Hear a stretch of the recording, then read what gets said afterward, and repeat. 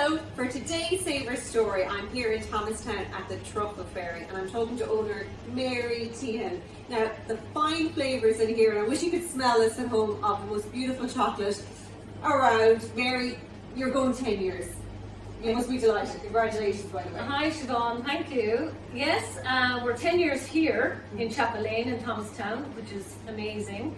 And I had a few years previous to that on the kitchen table. So I started like the classic, on the kitchen table, started the family, had to move out of the house into this little production kitchen. So we're here 10 years, we're almost getting to capacity here in production-wise, size-wise.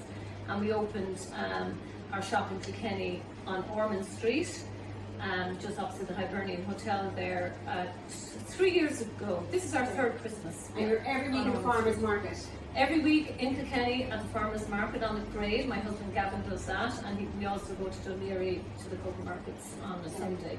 So, like the business, the family grew at the same time. Yes. Your daughter's name is very special. Coco, and she's 10. Yeah. So Coco. Yes. So did she come first, or did the business come first? The business came first. Okay. Yeah. The business was there 5 years before Coco. Okay. So we wanted a play name, so it was a fun thing to do, I suppose. And we were going to call her Cocoa Bean or Cacao Bean, but maybe thought better. Well, it's a unique name and a unique product, because that's what's different about your chocolate. It's fine flavours, but where it comes from as well. Yes, that's right, Siobhan. We're very careful where we buy our couverture from, and couverture, as opposed to chocolate, couverture is the finest chocolate you can get. It is chocolate, but it doesn't have anything added, only cocoa butter and the cocoa beans and the cacao bean and cocoa butter and sugar and Madagascar vanilla. That's all that's in our chocolate.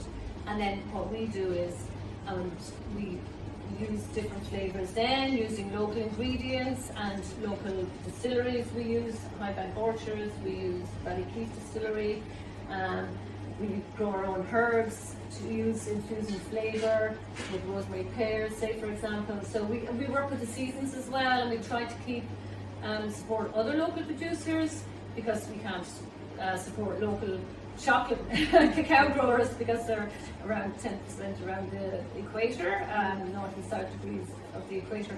So, but it's important to us that we have traceability and that our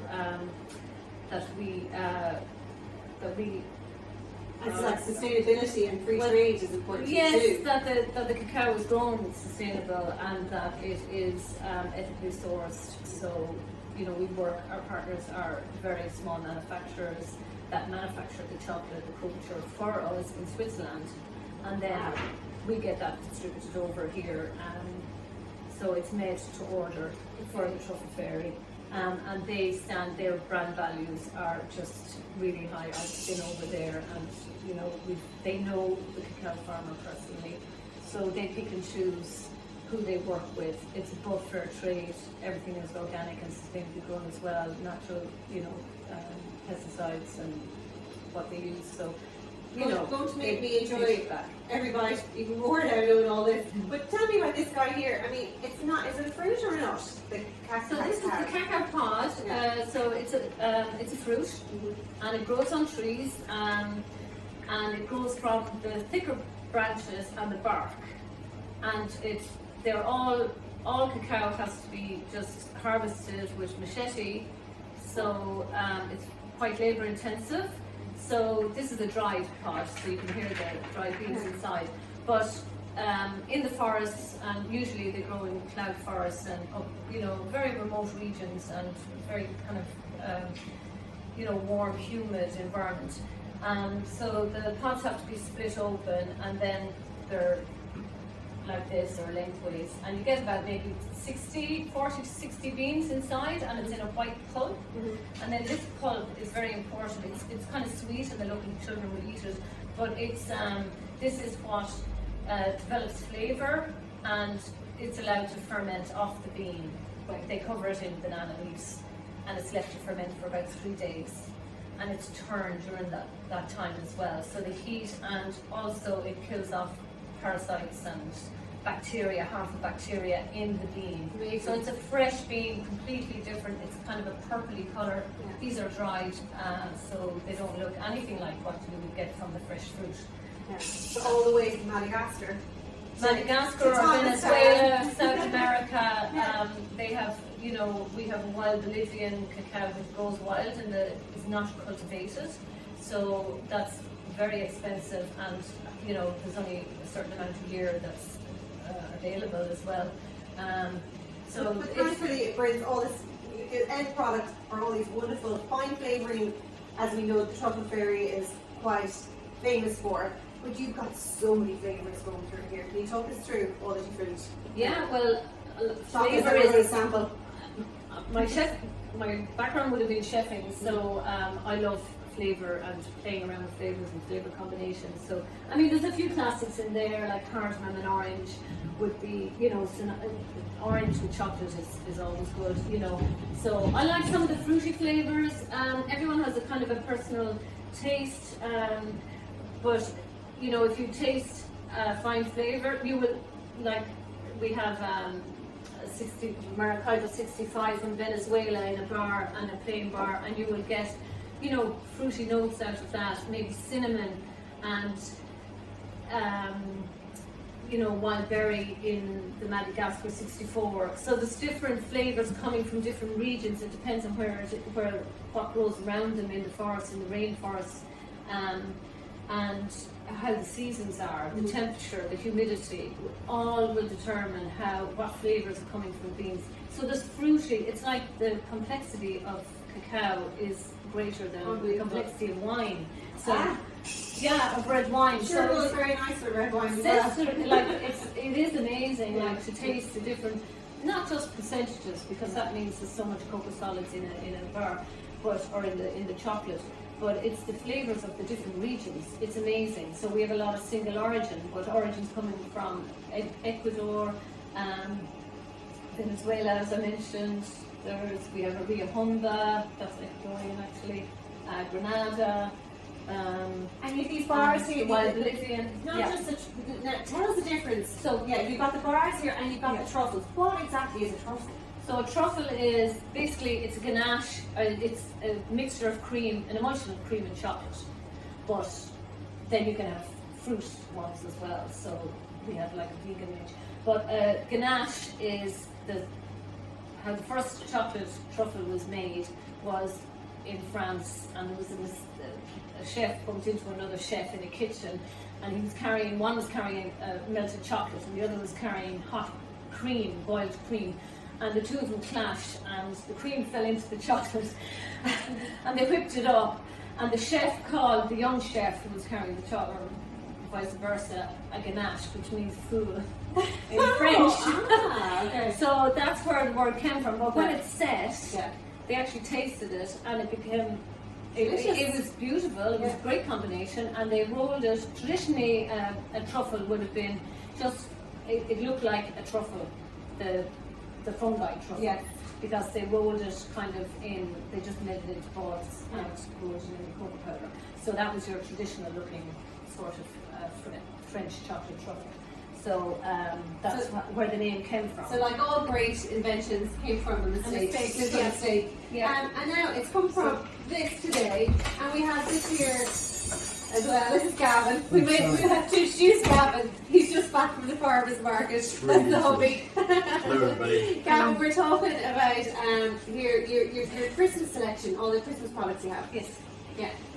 So this year, and last year as well, I suppose. This year we have a greater range. We've got more Santas, and we've got loads of Christmas trees and Christmas lollipops, Christmas bars, chocolate bars, and so we've got like little figures. So they're just something for the kids. Something for the kids and the bigger kids. Yes. Yeah. Okay. So, and you know, like fun sort of little baubles and stuff like that.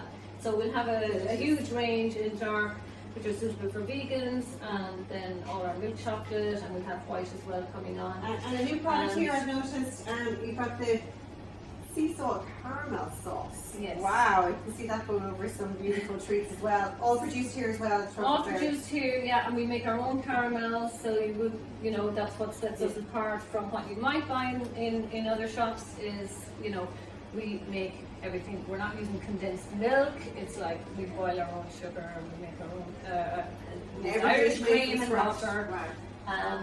So our sea salt caramel, this is where it came. We won gold in Blossom here last year as the individual chocolate with our sea salt caramel truffles. So then we decided, well, why not put that beautiful centre into, you know, and use it as a dessert sauce for ice cream, or make your own truffles at home. You can make your own sea salt truffles. It won't be as good as yours though. Well, Mary, tell me, with COVID and everything, we've all been enjoying going to the farmers market. On a Thursday and a Saturday, it's kind of been some of the only outlet. It's the new Saturday night out. yes. And so the coffees and everything, and you guys are there. Do you think with COVID that the farmers markets have done better, or how's your industry even done? How's your own business done? With Well, COVID? initially, the first lockdown, obviously, everything just closed, so we didn't really know. So that was very difficult, and it was just before Easter for us, so it was absolute disaster this year. But I did work behind closed doors, and I had a kind of a click and collect just for people who were ringing up about, because it was just after St. Patrick's Day, and then we had Easter. But once the farmers market reopened in the summer, it was really good, and it's such a safe way to shop as well, because you're outdoors, you can social distance easily. We have perspex screens up, we have barriers, social distancing barriers, so people can stand back, and it's actually made the whole experience more enjoyable because no one is pushing and shoving it, you know, and it's like people take their time and they're patient, and I think it's bringing out, you know, it is stressful for people, but it's bringing out the best in people as well. Yeah, and you're getting service with a smile, as opposed to having something sent to you out far with a cold receipt. Like you're getting that personal touch. Yes. Aren't you, and people are supporting local, aren't they? They are, absolutely. We've had more corporate orders this year because people are ringing up and saying, we want to support you, we want to support local, and that's around the country. It's not just from Kilkenny. So it's been very good.